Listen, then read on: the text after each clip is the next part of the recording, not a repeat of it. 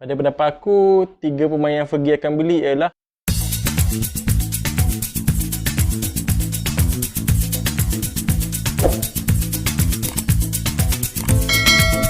Assalamualaikum warahmatullahi wabarakatuh. Yo, what's up my man? Apa khabar semua? Aku doakan korang berada dalam keadaan sihat sejahtera hendaknya. Hari ni aku nak cerita pasal siapa yang Fergie akan beli jika dia masih lagi kekal di Old Trafford sekarang. Untuk menjawab soalan ni, kita kena tengok bahagian-bahagian yang Manchester United ada masalah sekarang. Aku bagikan pada 3 bahagian. Bahagian pertama ialah bahagian defensive midfield. Seperti mana kita semua sedia maklum, hanya ada 2 orang proven ball winning midfielder di bahagian ni, iaitu Nemanja Matic dan juga Scott McTominay. Dan kita dapat lihat pada season lepas di mana bila McTominay injured, Matic akan masuk dan main di posisi itu. Masalah sekarang ni ialah Matic tak boleh main game secara berturut-turut sebab faktor usia dia.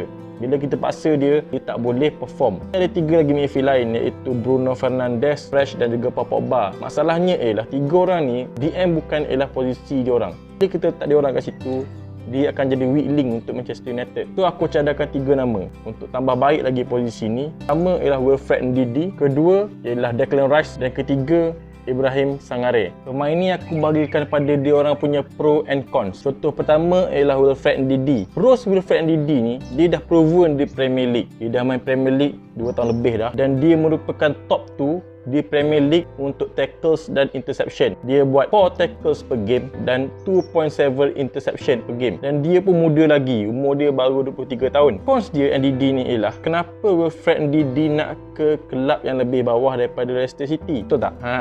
Lagipun kontrak dia dengan Leicester City masih lagi lama. Lagi satu, Leicester City confirm dah boleh main Champions League season depan. United tak tahu lagi betul. Pemain kedua ialah Ibrahim Sangare. Terus dia Ibrahim Sangare ialah, dia masih lagi muda, umur dia baru 22 tahun, dan dia merupakan top 3 untuk tackles di League 1, iaitu dengan average 3.4 tackles per game. Harga dia pun murah, dia boleh dapat dia bawah 10 million pound je. Tapi dia ada cons dia pula. Cons dia, kita tak tahu macam mana Sangare akan main di Premier League. Pressure untuk main di kelab besar ni lain dengan pressure kau main dengan kelab yang battle dengan relegation tau. Pemain ketiga yang terakhir ialah Declan Rice. Pro Declan Rice ni ialah, dia merupakan top 10 untuk tackle dan interception. Dia average 3 tackles per game dengan 2.1 interception per game. Umur dia pun muda lagi, baru 21, dan dia sangat proven di Premier League. Dia dah main untuk Premier League dah 4 tahun dah. Dan paling penting, dia ialah memang seorang English lah. Declan Rice ni pula ialah, kontrak dia dengan West Ham United masih lagi panjang, iaitu sampai tahun 2024. Kalau West Ham jual dia, West Ham tak ada pengganti sekarang ni, dan Declan Rice ni menjadi rebutan banyak kelab-kelab lain. Boleh expect yang nak dapat dia sikit susah lah. Pilihan aku untuk Fergie beli di posisi defensive midfield ni ialah still Declan Rice. Memang Fergie punya style, dia akan cari pemain muda yang berbakat besar dan English. Bagi contoh, kita boleh tengok Rio Ferdinand dengan Wayne Rooney. Posisi yang kedua bagi aku bermasalah ialah di posisi right back, di mana kita ada seorang budak Kelantan, Aaron Wan-Bissaka dengan Diogo Dalot. Tapi masalah Diogo Dalot ni ialah dia selalu injured. So tinggal seorang budak Kelantan saja bermain di bahagian right back Manchester United. Apa akan jadi bila Aaron Wan-Bissaka ni injured? Contohnya musim hadapan. Kita bernasib baik pada musim ni Aaron Wan-Bissaka main semua game Premier League Manchester United. So cadangan aku ada 3. Pertama ialah pertahanan Napoli, Al Said Husai. Kedua, pertahanan Norwich, Max Aarons. Dan ketiga, pemain PSG, Thomas Meunier. Kita tengok terus Husai dulu. Pertama, dia memang proven di Serie A. Dia dah main lama ke situ. Mula-mula dia main untuk Empoli, kemudian dia main untuk Napoli. Kedua, dia sangat versatile. Dia boleh main right back dan left back. Ketiga, kontrak dia dah nak habis pun, iaitu pada tahun 2021. Sekarang tahun 2020. Napoli ada setahun lagi nak decide sama dia nak cash in Husai ataupun dia nak gamble, tarik je Husai sampai 2021 offer kontrak baru. Last sekali ialah Husai ni dia punya interception paling tinggi di Napoli tau, iaitu 1.3 dengan clearance 1.8 per game. Once Husai ni ialah attacking dia kurang power. Dia macam Wan-Bissaka juga. Defensively okey, tapi attacking dia kurang. Dan dia kena adapt dengan English Premier League sebab dia tak pernah main liga luar daripada Liga Itali. Pemain kedua ialah Max Aarons. Max Aarons ni pros dia ialah dia masih lagi muda, umur baru 20 tahun. Dia seorang English, dia seorang modern fullback. Dia boleh attacking dan dia boleh defending. Kemungkinan nak dapat Max Aarons ni juga senang sebab Norwich mungkin akan relegated season depan. Dia ni juga seorang yang highly talented dan versatile. Dia boleh main back kanan dan back kiri. Cons dia ialah dia sangat lemah bila ada perebutan udara sebab mungkin fizikal dia kecil, dan kontrak dia pun lama lagi dengan Norwich City. Last sekali ialah pressure lah bila bermain dengan kelab yang battle dengan relegation dan main dengan kelab yang berebut untuk menang Premier League. Dan player yang ketiga untuk posisi right back ni ialah Thomas Meunier. Terus dia ialah Meunier ni dah main di peringkat tertinggi dah. Dia dah main untuk Belgium, dah main untuk PSG, dan umur dia nak masuk umur prime dah, dan kita boleh dapatkan dia dengan free transfer sebab kontrak dia habis sama 2020 ni. Kon untuk Meunier ni pun adalah no resale value. Maksudnya bila kita dapatkan Meunier sekarang, umur dia 28, mungkin bila dia umur 31 ke 32, kita tak boleh nak jual lah dengan dia dengan harga yang tinggi. Dan bolehkah dia bermain sebagai second fiddle kepada Aaron Wan-Bissaka? Maksudnya dia duduk kat sub, tunggu dapat peluang main. Sebab sekarang ni dia di PSG, dia adalah first choice. Pilihan aku pergi akan beli Thomas Meunier. Sebenarnya tak beli pun sebab dapat free transfer kan. Sebab banyak kelab-kelab Eropah yang ada krisis kewangan dan peluang untuk ambil Meunier secara free tak boleh dilepaskan. Lagipun Meunier ni dah proven dah. Walaupun bukan di English Premier League. Ada orang tanya, boleh ke beli pemain yang dah tua sebab umur dia 28 kan? Dan tak jadi masalah pun sebab pada zaman Fergie pernah beli Fabian Barthez masa umur dia 29, Dimitar Berbatov, serta Berbatov umur 27, dan mesti korang ingat Robin van Persie pada umur 29. Dan posisi terakhir yang Manchester United selalu ada problem ialah di bahagian right wing dan striker. Tengok salah satu left wing kita ada Anthony Martial, Marcus Rashford dan Daniel James bila main.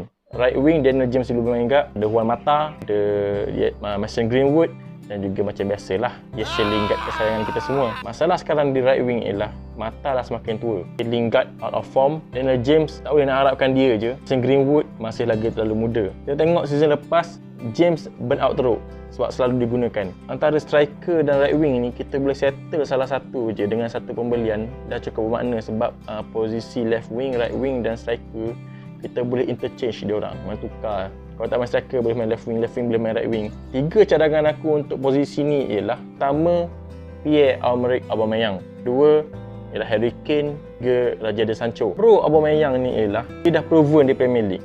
Dia pernah dapat satu kali golden shoes. Masa tu dia tie top scorer dengan Mo Salah dengan Sadio Mane. Kontrak dia nak habis dah pun, iaitu pada tahun 2021. Arsenal kena fikir sama ada nak jual dia pada musim panas ni ataupun offer new contract, which is antara dua lah, sama ada dia nak sambung atau tak, betul tak? Dan Aubameyang ni juga dia sangat versatile. Maksudnya dia boleh main striker, dia boleh main left wing, dia boleh main right wing. Cons untuk Aubameyang ni pula ialah umur dia dah nak masuk 31 tahun dah. Dan Arsenal susah nak jual pada rival club. Ingat tak kes Van Persie tu? Aku rasa Mr. Wenger termenung sampai hari ni menyesal sebab jual Robin Van Persie pada Manchester United. Tiga, boleh ke Aubameyang ni stay di bench kalau Martial main? Sebab dalam game Premier League Arsenal season ni 93% dia main, dia start. So, bolehkah dia main sebagai second fiddle pada Anthony Martial ataupun Marcus Rashford?